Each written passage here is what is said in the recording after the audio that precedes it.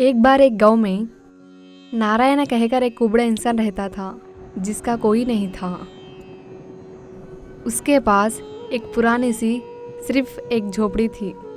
खाने की चीज़ें जैसे मुरकुल, पकौड़ी और समोसे बनाकर गांव में चारों ओर फिरकर बेचता था, जिससे उसका गुजारा होता था। हाँ, गरम गरम मुरकुल समोसे पकोड़े। समोसा मुरकुल पकोड़े। ऐसे करते समय किसी अन्य कारणों से एक घर बेचने को था जो नारायणा के घर के पास था। नारायणा हमेशा की तरह पकवान पकाते समय बाजू घर से गाने सुनाई देते हैं।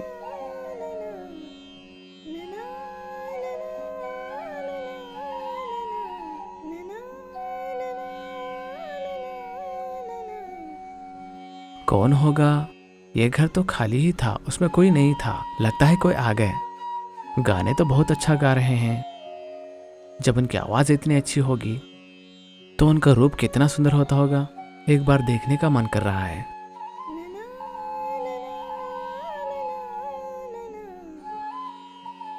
तभी एक व्यक्ति नारायण की ओर आता है। क्या भाई, बड़ी मजी बो आ रही है। हमारे घर तक बो आ रही है, इसलिए आया हूँ। वैसे मेरा नाम लक्ष्मीपति है। वैसे मैं भी इसी गांव का हूँ। बहुत साल पहले मैं व्यापार के लिए शहर गया था और मेरे व्यापार में नष्ट होने के कारण वापस आ गया हूँ। इस गांव में मेरी 4 एकड़ की जमीन है ना, इसलिए उस जमीन में खेती करते हुए रहने के लिए इस घर को खरीदे हैं, इसलिए घर में आए हैं। अच्छा, तो ये बात है। मैं भी वही सोच रहा था कि कोई नए आए होंगे शायद, और वहां से गाने भी सुनाई दे रहे हैं। वो कौन है जो बहुत अच्छा गाना गा रहे हैं? अच्छा, गाना गाने वाले वो मेरी बड़ी बेटी है। वो रंजरी है, जिसकी 2 साल की उम्र में ही माँ चल बसी है। उसके बाद मैं मेरी पत्नी ना रहने के कारण कनकम से शादी की है और हम दोनों को एक बेटी पैदा हुई है। उसका नाम है मंजरी। ऐसे मेरी 2 बेटियां हैं। उन दोनों के बारे में ही सोचते रहता हूँ मैं। जब लड़कियां बड़ी होकर शादी की उम्र होती है ना, तब ऐसे ही सीने में जलन होती है। कहते हुए लक्ष्मीपति अपने परिवार के बारे में बताता है। रंजनी की सुंदरता सहज सौंदर्य है। कोयल जैसा स्वर रंजनी के लिए भगवान की देन है। बगीचे में तरह तरह के पेड़ उगाती थी। उन पेड़ों के बीच घूमते हुए मीठा सा गाती थी। इतनी खूबसूरती ना रहने पर भी मंजरी अलंकार की बहुत शौकीन थी। उसे काम करने में मन नहीं लगता था। वो ज़्यादातर दर्पण के आगे बैठकर सुंदर बनने की कोशिश करती थी, जो उसके लिए मुमकिन नहीं था। बगीचे के पास काम करने वाले नारायण को रंजनी के मीठे से गाने सुनने से नारायण को काम में मन लगता था। काम में थकान नहीं दिखती थी। वह पहले से भी ज्यादा संख्या में पकौड़ी, समोसे और मुरकुल बनाकर 4 पैसे ज्यादा ही कमाने लगा है। अच्छे से पैसे कमाने के बाद नारायण का ध्यान शादी की ओर गया है। अगर रंजनी मेरी पत्नी बन गई तो शायद इस दुनिया में मुझसे किस्मतदार कोई नहीं होगा। लेकिन इस दुनिया में मुझे से विकलांग से कौन शादी करेगी? ऐसी खूबसूरत लड़की तो शादी के लिए कौन मानेगी? और तो और अगर मैं खुद जाकर शादी की बात अगर आगे बढ़ाता हूँ, तब शायद वो लोग कहेंगे कि तू जैसे बाजार के व्यापारी अनाथ और विकलांग को लड़की कौन देगा, ऐसे कहकर लड़ते होंगे। उससे बेहतर ना जाना ही अच्छा होगा। इस तरह लक्ष्मीपति के साथ शादी की बात आगे बढ़ाने के लिए हिम्मत नहीं कर पाया है। एक बार ऐसे ही लक्ष्मीपति दिल की बीमारी से बीमार हो गया कहकर पता चलते ही नारायणा उसे देखने के लिए जाता है। लक्ष्मीपति बहुत लाचार हो गया था। वह नारायण से ऐसे कहता है, आइए बेटा आइए, कैसे हो तुम? देखो, शायद मुझे अपनी बड़ी लड़की की शादी को देखना भी किस्मत में नहीं होगा। सोचता हूँ कि किसी विकलांग या काले लड़कों को भी देने के लिए तैयार हूँ, लेकिन अब ऐसे लड़के भी नहीं दिखाई देते हैं। देखिए अंकल, अगर आपको और रंजनी को ऐतराज ना हो तो मैं ही रंजनी से शादी करना चाहता हूँ। लक्ष्मीपति इन बातों से खुश होकर साथ ही उसकी पत्नी कनकम को बुलाकर यह बात बता देता है। अब शादी की बात क्या ज़रूरी है, पहले आप सो जाइए। लक्ष्मीपति जैसे सो गया था वैसे अब वापस नहीं उठ पाया।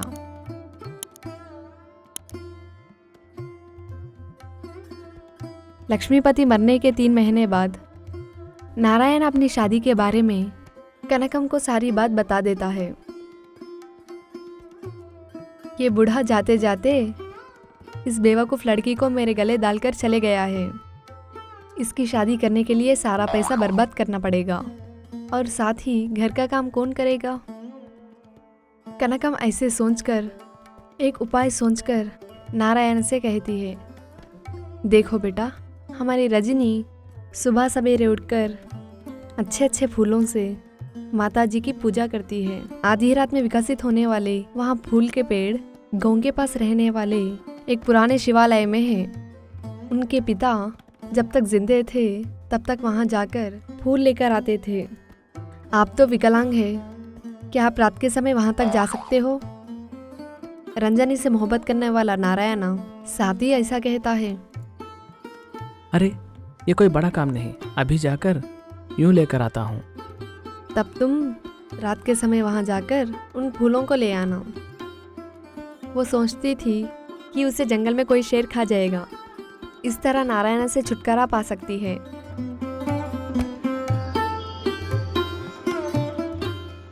उस दिन रात में नारायण जंगल को चल पड़ता है।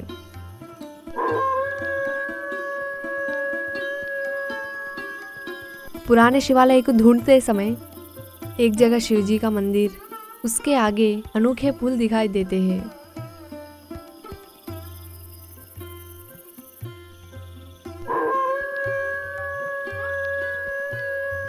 वहाँ थोड़े से फूल काटकर उन्हें कपड़े में बांधकर चलते हुए कुछ दूर जाने के बाद एक बड़े से पीपल के झाड़ के पास रोने की आवाज़ें सुनाई देती है।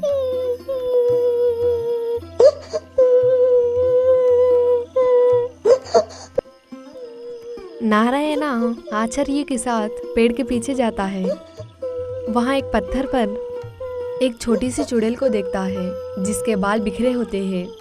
उसे देखकर नारायण ऐसे कहता है, कौन हो तुम?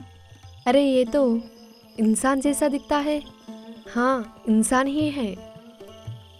नारायण सोचता है कि चुड़ैल उसे देखकर डर गई है। तब थोड़ा हिम्मत करके हाथ उठाकर ऐसे कहता है, देख नन्ही चुड़ैल, डरना मत। मैं मेरे गुरुजी को वचन दिया हूँ जो मुझे मंत्र सिखाए हैं कि सिर्फ बड़े और राक्षस चुड़ैलों को ही कुछ कर सकता हूँ। तुझ जैसे नन्हे चुड़ैलों को कुछ नहीं करूँगा कहकर वचन दिया हूँ। इसलिए अब तुम डरो मत। ये बताओ कि तुम्हारे दुख का कारण क्या है? बात कुछ ऐसी है कि हमारे परिवार वाले मना करने पर भी जंगल में जाकर रास्ता भटक गई हूँ।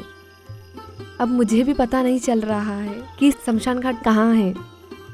मैं तो इंसानों से बहुत डरती हूँ। डरते हुए चुड़ैल ऐसा कहती है, अच्छा तो ये बात है, मैं भी गांव में ही जा रहा हूँ, मेरे साथ आओ, मैं शमशान घाट तक छोड़ देता हूँ। नारायण ऐसे कहता है। नन्ही चुड़ैल उड़ते समय पत्थर पर गिर जाकर ऐसे कहती है, मैंने 2 दिन से मैं इन छोटे से पैरों से सारा जंगल घूम चुकी हूँ, अब मुझसे नहीं होगा। अच्छी बात है, आज से तुम बिना चप्पल के इस जंगल में मत फिरना, समझे हो? कहते हुए नन्ही चुड़ैल के हाथ में फूलों के थैली को देकर चुड़ैल को कंधे पर उठाकर गांव के और चल पड़ता है।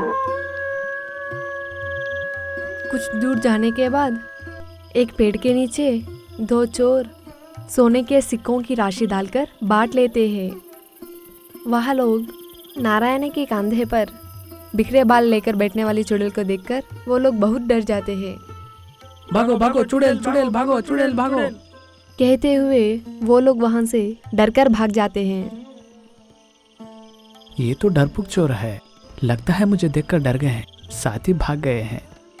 वो गए लेकिन सोने के सिक्के देकर गए हैं। कहते हुए नारायण वह सारे सोने के सिक्कों को लेकर वह सब एक थैली में डालकर उस थैली को कंधे पर लगाकर खुशी खुशी से चलते रहता है। वहाँ लोग शमशान घाट पहुँचते ही वहाँ सब इकट्ठा होकर नन्ही चुड़ैल को क्या हुआ होगा कहकर सारे चुड़ैल चिंतित होते हैं। नारायण के खांधे पर रहने वाले छोटे चुड़ैल को देखकर वो सब चिल्लाते हुए उनके सामने आते हैं। नारायण नन्ही चुड़ैल को नीचे उतार देता है।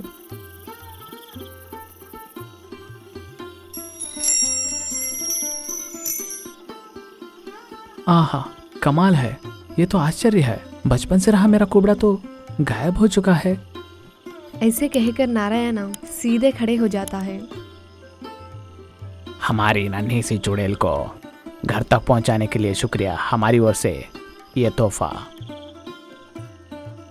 मैंने सोचा है कि आप चुड़ैल लोग इंसानों को खा जाएंगे, लेकिन मुझे पता नहीं है कि आप में भी इतनी इंसानियत और मोहब्बत रहेगी। आपने मेरा कुबड़ापन दूर किया है, इसके लिए आप सबको मेरी ओर से फिर से एक बार धन्यवाद कहता हूँ। कहकर उन्हें धन्यवाद बोलकर अपने घर पहुंच जाता है। कौन? नारायणा, क्या ये तुम ही हो? ये क्या हुआ तुम्हें? इतना खूबसूरत, इतना सीधा कैसे बना है तू? तेरा कुबड़ापन भी गया है और इतने पैसे कहाँ से आए हैं? कनकम्मा ऐसे पूछती है। नन्ही चुड़ैल के बारे में सारी सच्चाई बताने पर वो डर जाएगी, इसलिए वह ऐसे कहता है।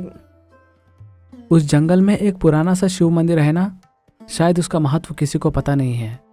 जब मैं एक बार अपना डग मंदिर की ओर रखा है तो साथ ही मेरा कुबड़ापन चला गया है। और देखिए, ये सोने के सिक्के की थैली भी मुझे वहीं पर मिली है। ऐसे कहा है। तभी नारायण रंजनी को देखकर ऐसे कहता है। आपसे रिश्ता तय होने से ही मेरे लिए इतना अच्छा हुआ है। अगर आप मेरी शादी आपसे हुई है तो शायद मेरी जिंदगी बहुत अच्छी होगी। इन बातों को सुनने के बाद रंजनी शर्माते हुए अंदर चले जाती है। सौंतेले बेटी के किस्मत को देखकर कनकम के दिल में जलन हो रही थी। उस दिन शाम के समय बगीचे में घूमने वाले नारायणा को वो ऐसे कहती है। देखो बेटा, रंजनी कहती है कि उसे तुमसे शादी करना पसंद नहीं है। उसकी सोच ऐसी है कि वो एक राजकुमार या जमींदार के बेटे के साथ अपने ख्वाब देख रही है। मेरी बेटी मंजरी तुम्हें बहुत पसंद करती है, उसे ब्याह कर लेना, आप बहुत सुकून से रहोगे। ऐसा क्या? अच्छी बात है, मुझे थोड़ा सा सोचने दीजिएगा। नारायणा ऐसे कहा है। नारायणा को लगता है कि कनकम शायद झूठ बोल रही है।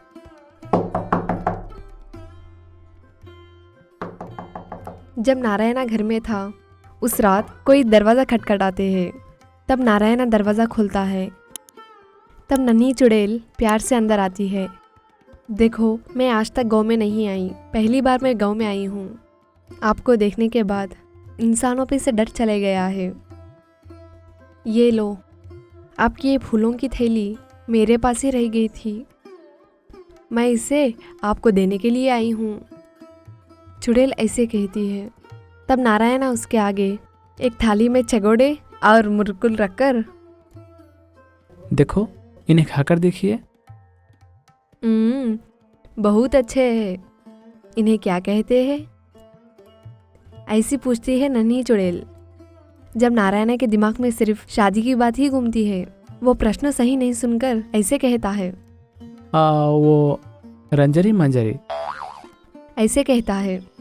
इस बात को सुनते ही इस आवाज़ से कनकम उठ जाती है जो सो रही थी। तब वो साथ ही बाहर आ जाती है। इतनी रात के समय कौन आए हैं? आंटी जी, वो हमारे मामू की बेटी है। उसे दिन में सफ़र करना अच्छा नहीं लगता है, इसलिए रात के समय ही सफ़र करती है। मैं उससे ये पूछ रहा था कि रंजरी और मंजरी में किसके साथ शादी करने से अच्छा होगा कहकर और कुछ देर वहीं पर रहने से शायद कनकम और प्रश्न पूछेगी कहकर वह सीधे अंदर चला जाता है। उसकी बातों पर यकीन ना करते हुए कनकम खिड़की से अंदर देखती है। उस समय नन्ही चुड़ैल थाली में रखे गए मुरकुल और चगोड़े देखते हुए कहती है। हाँ, पतली सी रंजनी नहीं चाहिए, ये मोटी जैसी रंजनी को खाऊंगी। इन बातों को सुनने के बाद कनकम डरते हुए घर में चले जाती है।